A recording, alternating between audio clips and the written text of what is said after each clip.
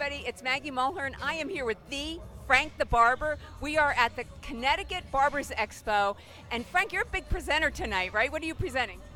I'm actually presenting Rookie of the Year. Well, how appropriate, because you're a big cheese, and then what we're going to talk about that is appropriate, because what we're going to ask Frank is tips for anybody getting into the barber community, your tips for success. I said the best thing you can do is promote yourself, believe in yourself, and then hard work and dedication. A lot of guys come into this thinking they can be their own boss, and that's a big misconception. It's actually getting to the shop early, leaving the shop late, and putting your all. Remember that the more you put into this, the more you're going to receive. Oh, I love that. So elaborate on some of those. Like which if, just getting started, do people not put enough into it in the beginning, or they don't put in enough hours or training? I feel like what happens is they come into the industry and they're hyped up, ready to go out of school, and then they think it's pretty easy.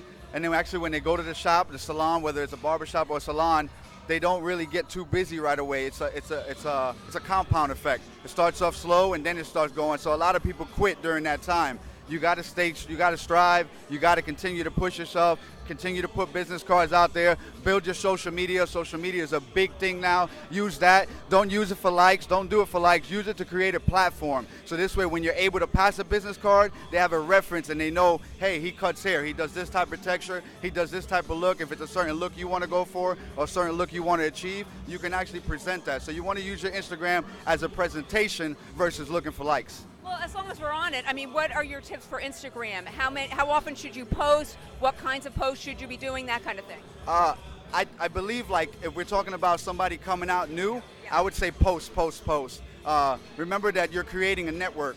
The more you have on your network, the more people want to see. It's different when you're in the industry for a while, then you kind of lean back and you start to present better content. And you can invest that money into cameras and getting more photography-wise and doing all this stuff into it. But when you first come out, you want to put out the most content you are, tag local bars, tag local areas that you're in, and then just go around, like people's pictures. Because once you have the content and the display, like a tattoo artist, you go in, this is the art, you see their work. Once you have the work to display all that content, then you can go just liking people's page. Don't be scared to DM somebody and be like, hey, I love your hair, I would love to cut it. They're going to actually look at your profile and go, wow, he does cut really nice hair, and boom, you might have a future clientele.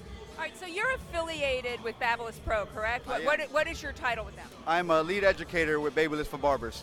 Okay, and how has that helped you? Is that something that people should aspire to get on a team? I would say there's steps to everything. Yeah. So I would say take baby steps, don't rush it.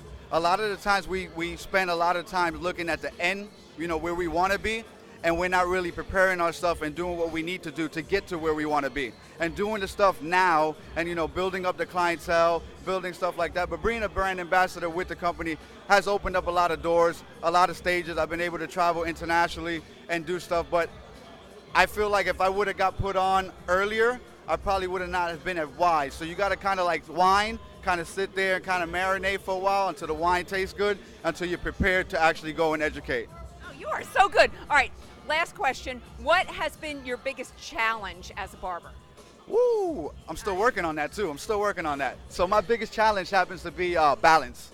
Creating a balance between family, clientele, and actually traveling. And I think that's going to be the biggest challenge for anybody coming into this industry, is that you put so much into this that there's really no time for anything else. This happens to be, in order to be successful, you have to make this your main priority. And a lot of family members might not like that. A lot of friends might not like that. You might lose a lot. But right now, my biggest challenge is actually taking that and mixing that together and fixing my priorities and putting them to where it be, so I get an equal balance. Oh, that's so great. And all the yellow is because, I lied, that wasn't my last question, the other one.